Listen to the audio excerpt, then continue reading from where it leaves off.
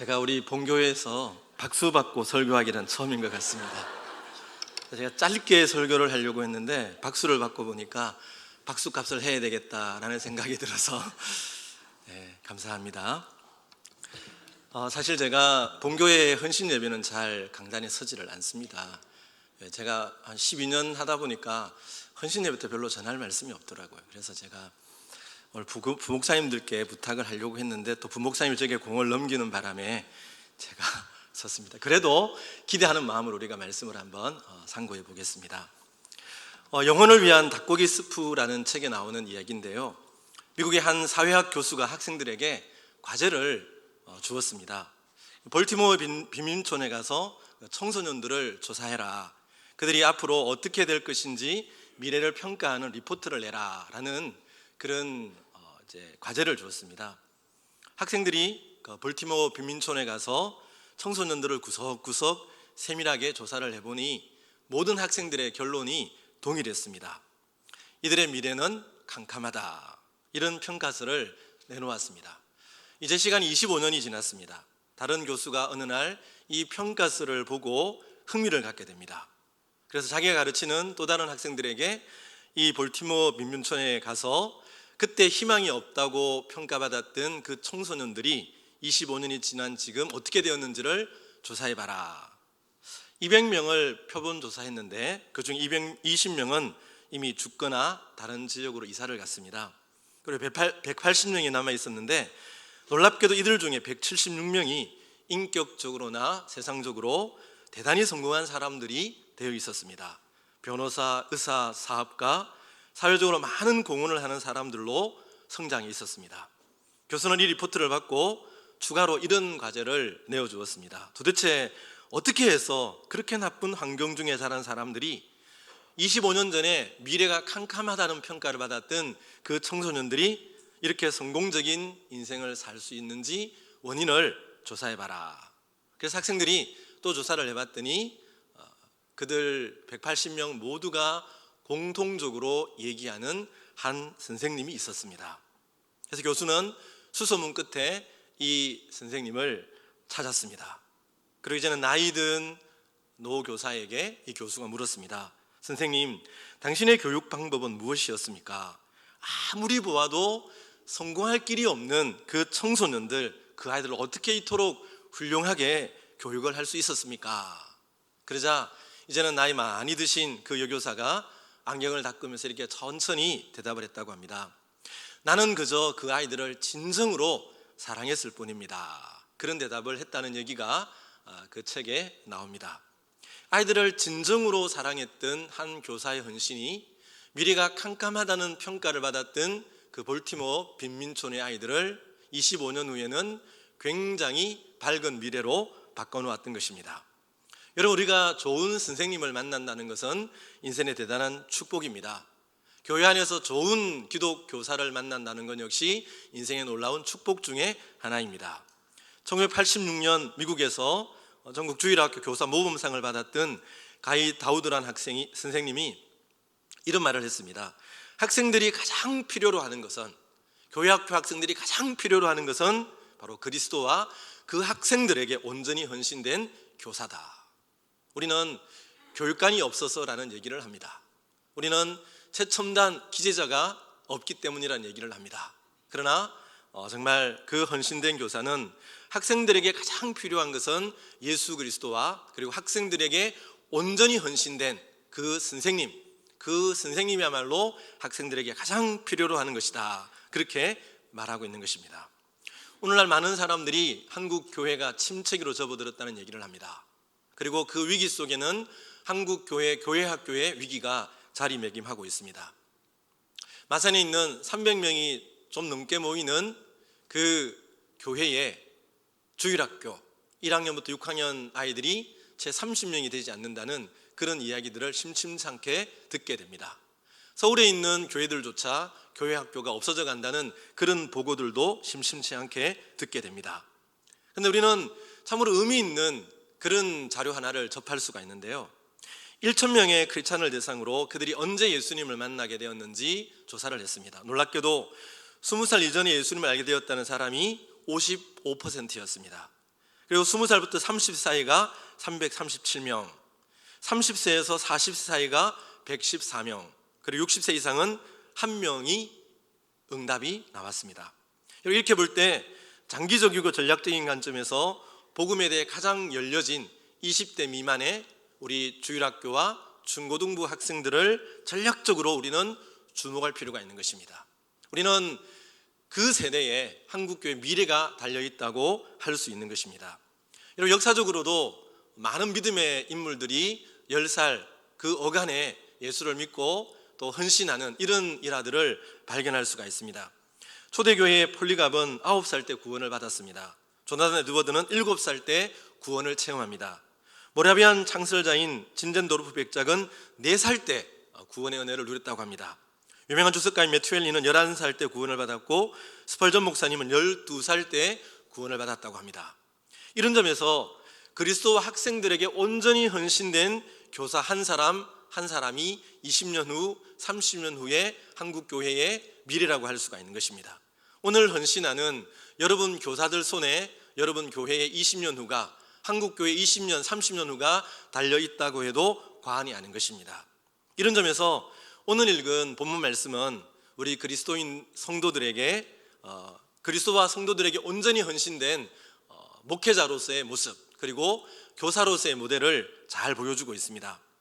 바울을 통해 많은 교회들이 그 지역 가운데 세워졌고, 여러분, 바울이 전하던 AD 1세기의 상황은 오늘 우리가 맞닥뜨린 상황보다 더 복음을 전하기 어려운, 힘들고 어려운 그런 세대였습니다. 그러나 그가 그리스도와 성도들에게 온전히 헌신되었기 때문에 그를 통해 가는 곳곳마다 교회가 설립이 되었고, 그를 통해 많은 사람들이 예수 그리스도로 돌아오는 부흥의 역사가 일어남을 우리는 사도행전을 통해서 발견하게 되는 것입니다.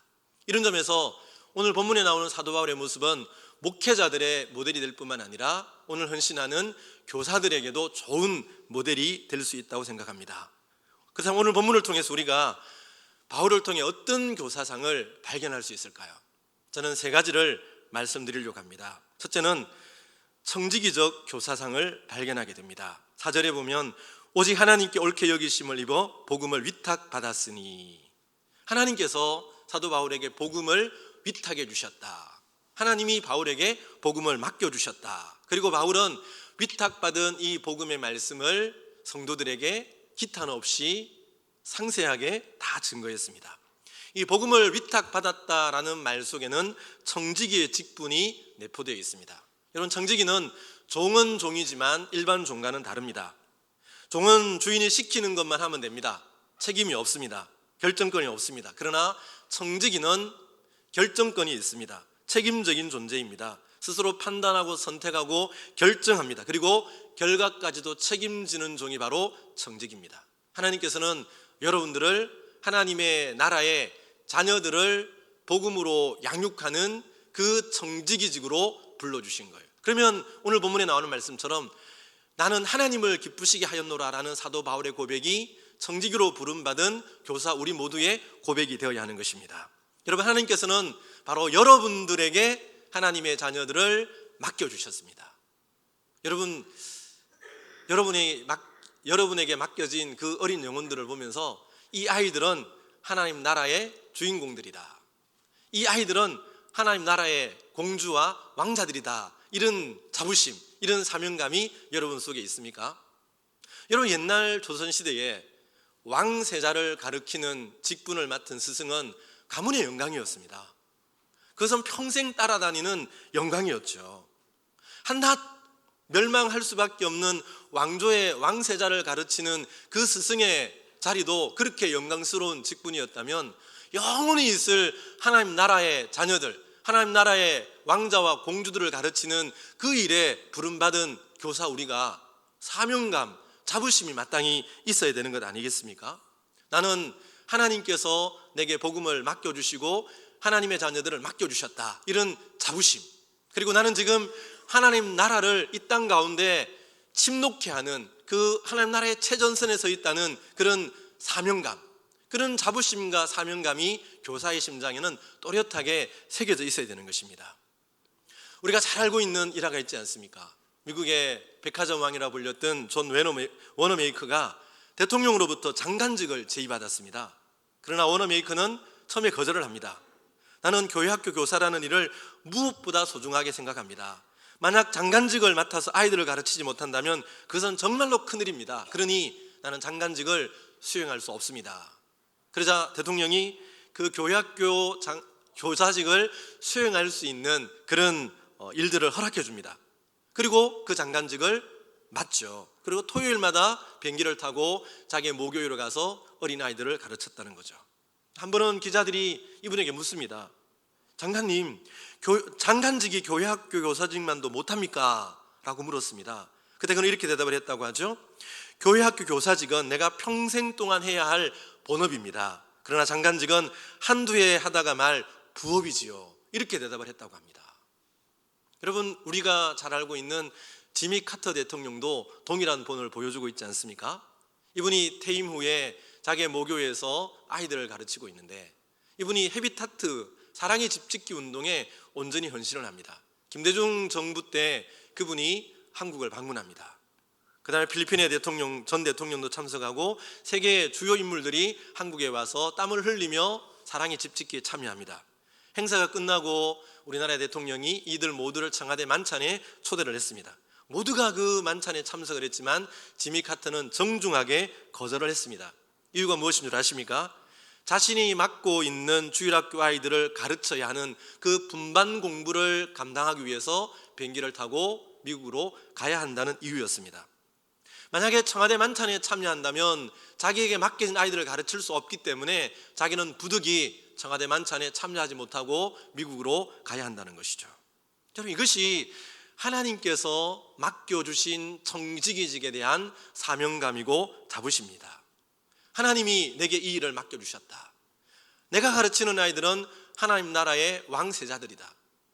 내가 가르치는 아이들은 하나님 나라의 왕자들이다. 이런 자부심, 이런 사명감이 있었기 때문에 그들은 세상이 주는 명예보다 교회 학교에서 가르치는 이 교사직을 훨씬 더 본업으로 소중하게 중요하게 여겼다는 것입니다. 이것이 바로 바울을 통해서 발견하게 되는 교사의 청지기직의 사명인 것이죠. 두 번째는 어머니와 같은 교사상입니다. 우리 7절 말씀을 보십시오. 우리는 그리스도의 사도로서 마땅히 권위를 주장할 수 있으나 도리어 너희 가운데서 유순한 자가 되어 유모가 자기 자녀를 기른과 같이 하였으니, 유모가 자기 자녀를 기른과 같이 하였다. 우리는 이 말씀 속에서 어머니와 같은 교사상을 발견하게 되죠. 어머니의 특징은 사랑입니다. 희생입니다. 부드러움입니다. 자신은 먹지 못하고 입지 못해도 우리 자녀들은 대학까지 보내고 뒷바라지하는 그런 사랑의 대명사가 어머니 아닙니까?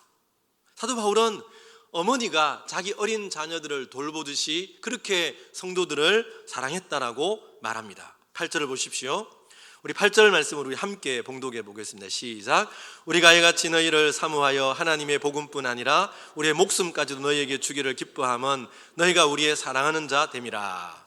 여러분, 너희가 우리의 사랑하는 자 됨이라 라고 고백하면서 어떤 고백까지 합니까? 너희를 위해 나의 목숨까지도 주기를 기뻐한다. 목숨을 줄 수 있다면 무엇을 줄 수 없겠습니까? 재물이 아깝겠습니까? 시간이 아깝겠습니까? 목숨을 줄 수 있다는 것은 전부를 내어줄 수 있다는 고백이죠. 오늘 우리 교사들의 심장에는 이런 어머니의 마음, 어머니의 심장이 있어야 된다는 것입니다. 오늘 우리는 내게 맡겨진 그 한 영혼을 얼마나 진지하게 사랑하십니까? 여러분, 우리 교사들의 심장은 어머니와 같은, 사도 바울과 같은 사랑의 심장이 되어야 하는 것이죠. 내가 가르치는 학생들을 향해 최소한 우리는 이런 고백을 할 수 있어야 됩니다. 너희가 나의 사랑하는 자 됨이라.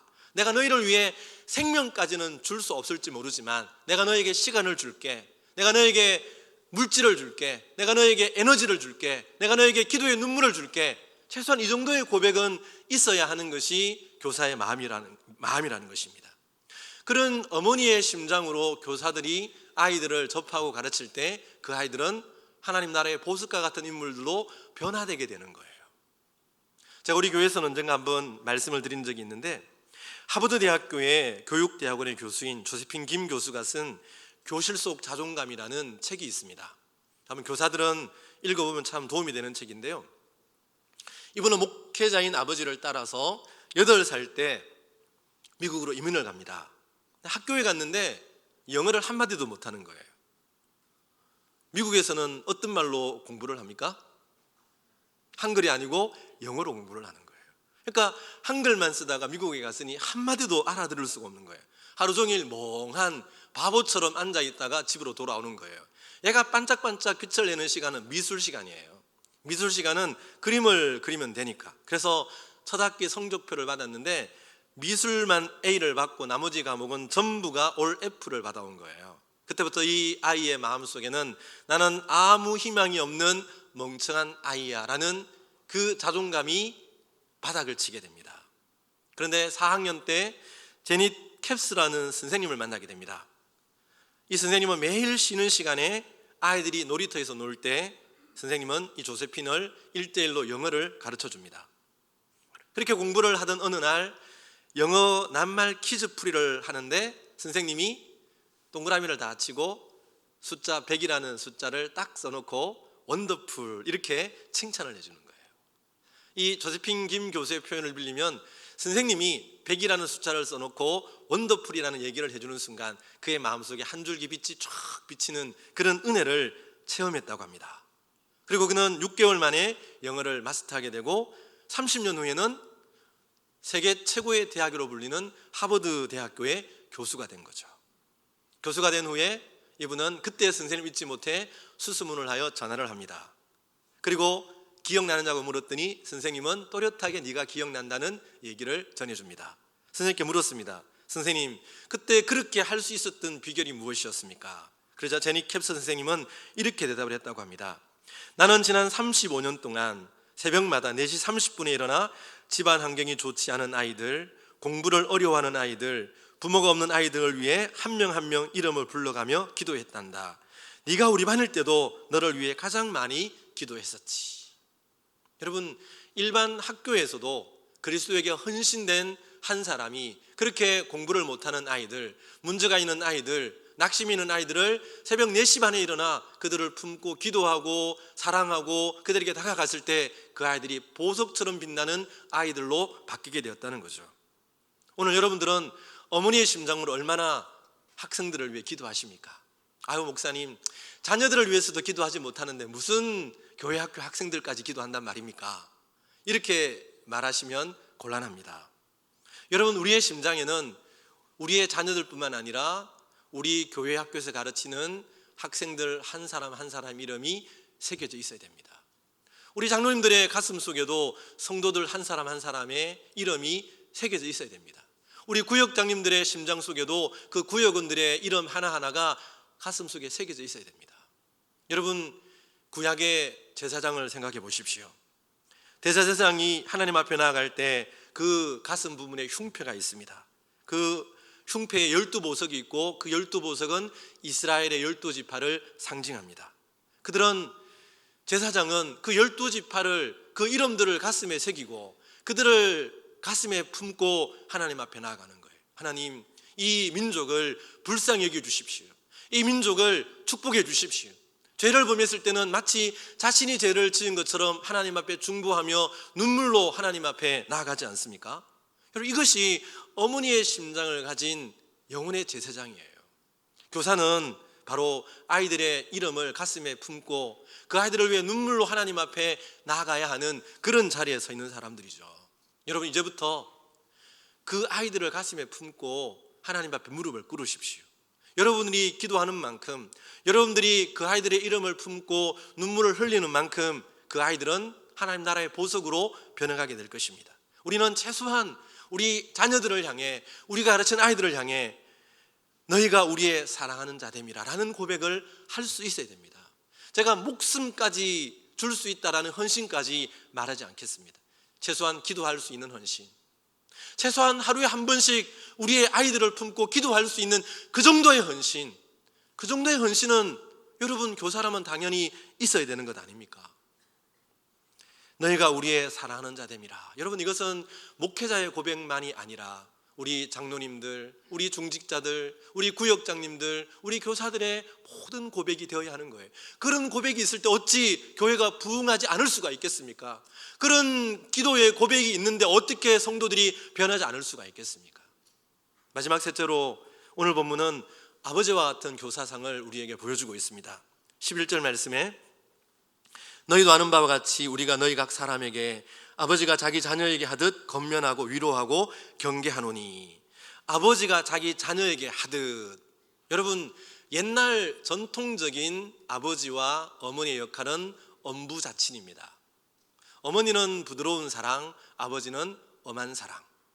어머니는 한없이 품어주고 그치마 폭으로 안아주는 사랑이라면 때로 아버지는 채찍을 들기도 하고 매를 들기도 하는 엄한 사랑이죠. 그래서 이 아버지는 권면하고 위로하고 경계합니다.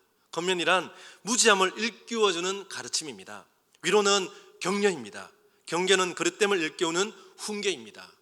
여러분, 우리는 어머니의 사랑도 필요하지만 또 아버지의 사랑도 필요한 거예요. 부드럽게 품어주고 오나오나 해주는 그런 사랑도 필요하지만 때로는 아이들을 바르게 가르칠 수 있는, 지지를 가르칠 수 있는, 책망할 수 있는, 야단칠 수 있는 그런 아버지 엄한 사랑도 필요한 것이죠. 그런 어머니의 사랑과 아버지 엄한 사랑의 균형 속에서 우리 아이들이 멋있는 하나님 나라의 사람들로 자라가게 되는 것입니다. 여러분, 아버지에게는 아이를 향한 분명한 목적과 목표가 있습니다. 마치 하나님이 우리를 분명한 목적과 목표를 가지고 구원하셨듯이 하나님이 우리를 창조하실 때 분명한 목적, 목표를 가지고 우리를 창조하셨듯이 여러분, 아버지도 그 자녀를 향한 분명한 목적과 꿈이 그리고 목표가 있는 거예요. 그 목표를 향해서 때로는 아이를 책망하기도 하고 때로는 경계하기도 하고 때로는 위로하기도 하는 거죠. 그게 아버지의 자리예요. 사도 바울은 성도들을 향한 어떤 목표와 목적을 가지고 있었습니까? 12절에 보면 이는 너희를 부르사 자기 나라와 영광에 이르게 하시는 하나님께 합당히 행하게 하려 함이라. 하나님께 합당히 행하게 하려 함이라. 바로 이런 성도들, 이런 교회로 세우려는 목적과 목표를 가지고 그는 끊임없이 말씀으로 권면하고 때로는 위로하고 때로는 경계했던 것입니다. 여러분, 분명한 목표가 없으면 우리의 모든 수고는 허공을 칠 수밖에 없습니다. 조각가가 대리석을 가지고 조각을 할 때 목적 없이, 목표 없이 망치질을 하고 그리고 정지를 하지는 않습니다. 이것은 눈이 될 것이고 이것은 귀가 될 것이고 이것은 손과 발이 될 것이라는 이런 분명한 목적을 가지고 그 조각을 하지 않습니까? 주일학교 교육도 마찬가지예요.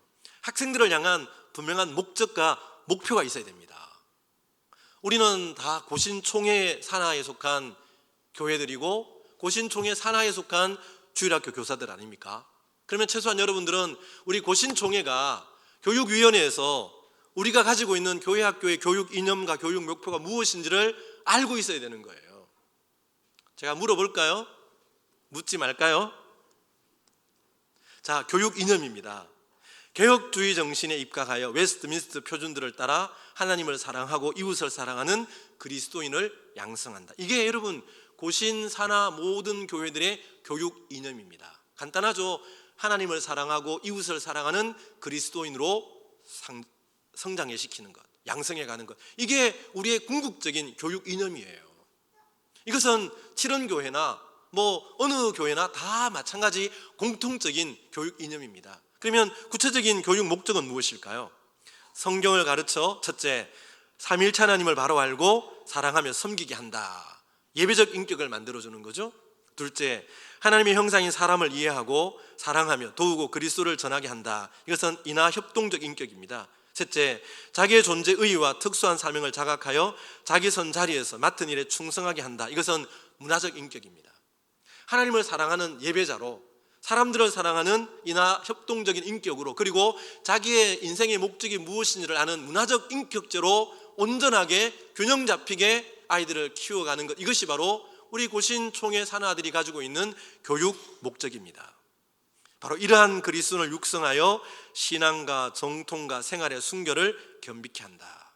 우리 고신교단의 모토가 무엇입니까? 신앙의 정통과 생활의 순결 아닙니까? 이 두 가지를 위해서 손양원 목사님, 주기철 목사님, 많은 순교자들이 순교의 피를 흘렸지 않습니까? 그래서 우리는 우리 다음 세대들을 이런 신앙의 정통과 생활의 순결한 그런 그리스도를 세워가는 것, 이것이 여러분 주일학교 교육의 목표예요. 단순히 예수 믿고 구원받고 천국 가게 하는 이 정도의 목표가 아니에요. 이런 총체적이고 성경적인 바탕에 근거한 균형 잡힌 인격자로 우리 아이들을 만들어가고 세워가는 것, 이것이 바로 우리 교회 학교의 교육 이념이고 교육 목표라는 거죠. 이것은 교회만이 그런 것이 아닙니다. 우리 부모들도 자녀를 양육하고 가르칠 때 이런 분명한 목적을 가지고 아이들을 가르쳐야죠. 단순히 예배에 참석하는 거 그것만으로 만족해서는 안 된다는 거예요. 그 아이들이 성경적인 가치관을 가지고 세상을 이해하고 사람을 이해하고 자기의 사명을 감당할 수 있는 그런 인격자로 만들어가는 것, 이게 바로 가정교육의 궁극적인 목적이 되어야 하는 것입니다. 우리는 많은 장로 대통령 열강을 했습니다. 그런데 그 장로 대통령들은 번번이 우리의 마음을 실망시켰습니다. 우리는 많은 기독 교수들을 가지고 있고 많은 기독 정치인들을 가지고 있지만 그들은 번번이 우리의 마음을 실망시켰습니다. 왜 그렇습니까? 그들이 구원받은 그리스도인이 될지는 모르지만 그들이 진정으로 기독교적인 세계관을 가진 그런 그리스도인은 되지 못했기 때문에 그들이 정치 세계로 교육 현장으로 들어가도 이 세상은 조금도 달라지지 않고 여전히 세상 문화가 우리를 압도하고 있는 이런 현실을 만나고 있지 않습니까? 그러므로 우리는 우리 자녀들을 향한, 우리 아이들을 향한 교육의 목적과 높이를 좀 성경적으로, 좀 더 통전적으로, 좀 더 높은 목적을 가지고 그 아이들을 양육하고 가르쳐야 된다는 겁니다. 여러분, 오늘 많은 교사들이 교사 직분을 부담스러워하고 있습니다. 장로님이 기도할 때도 그런 얘기했지만 교사들은 점점 줄어들고 연말이 되면 교사를 안 하겠다는 그런 교사들 때문에 교육 담당 장로님과 그 교역자들은 참 힘을 먹기도 힘들어하기도 합니다. 사실 그렇죠. 교회학교 교사들만큼 교회 안에서 헌신하고 봉사하고 섬기는 직분도 많지 않은 것 같아요. 저는 보통 주일이면 새벽 기도를 마치고 목양실에서 설교를 마무리하고 8시 전후에 이제 집으로 돌아갑니다.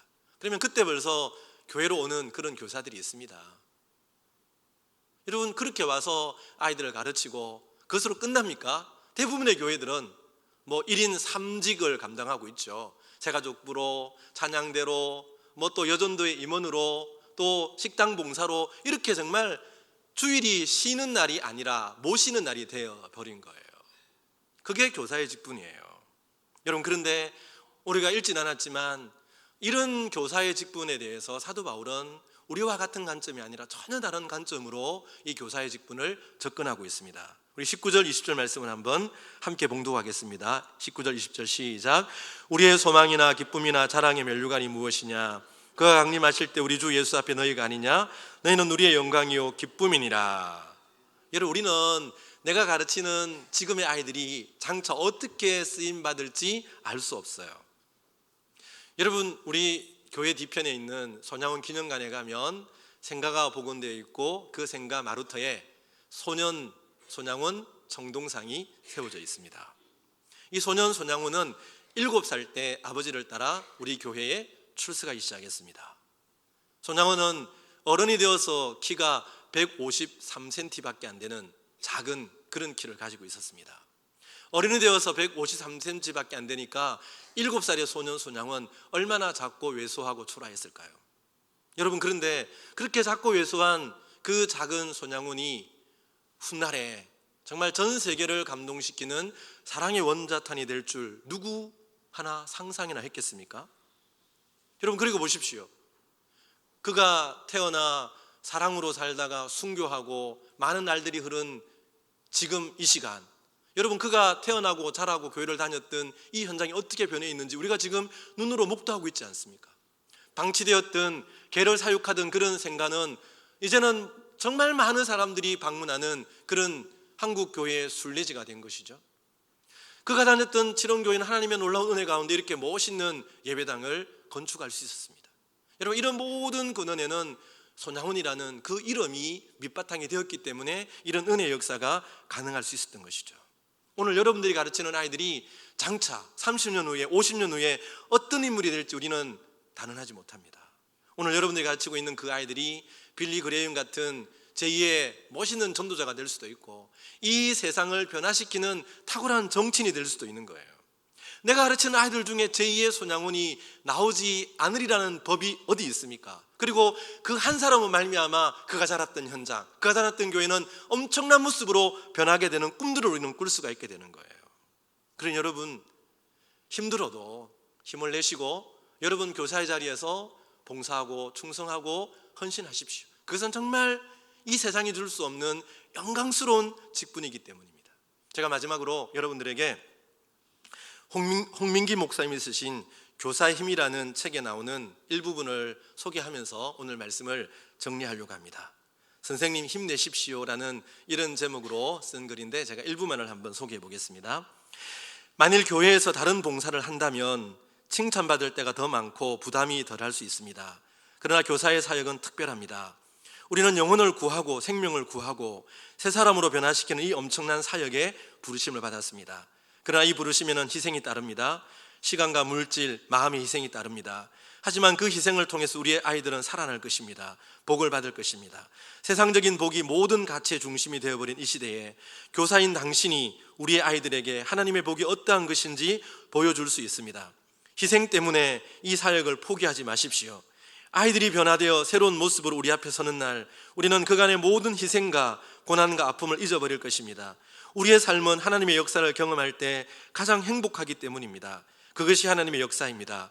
진정으로 행복하기 원하십니까? 그렇다면 당신을 교사의 자리로 초대합니다. 그러나 잊지 마십시오. 제대로 하려면 쉽지 않습니다.